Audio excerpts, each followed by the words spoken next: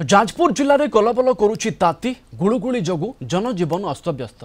सकाळ 8टारू जाजपुर जिला धर्मशाला ब्लॉक अंचल में आरंभ हो जाउछि टाण खरा। मुस्किल होई पडुछि घरु पदाकू बाहरिबा। दिन 11टा परे बजार फांका फांका लगुछि।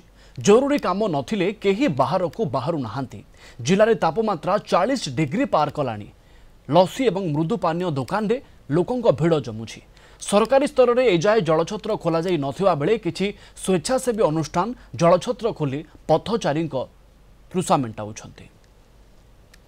सकाल जहाँ जमी 8टा पर्यटन भीषण 8टा पर भीषण खरा होपार कर लोक भी नौना बेपार किसी होने फेरे घर को नौ करू कौन सब आलू बैगण पिज रसुण अदा कतरू सब परिवा आणुचे हेले कौन बेपार होने फेर घर को फेरे नौ दिनक परिवा 3 दिन भी बिक्री हो पारना प्रबल खरा काटी होने रास्ता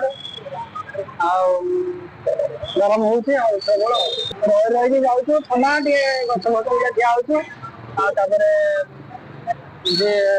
छटा पता भी मुंडे गामछा पकई कष्ट मस्ते जाऊँ हाट बजार में बेपार करा बारबाटी मार्केट साइकेल बोईकी लेकिन आसु ये जो 4-5 दिन है जो खरा होती खरार आज्ञा बहुत आम हराण हो जल छत्र बेपार ना व्यवस्था टी कले आम उपकृत हूँ। आम सरकार बहुत सुविधा करिसेंती किंतु आमर ये जल छत्र टी असुविधा थी आम मैंने हराण होचु।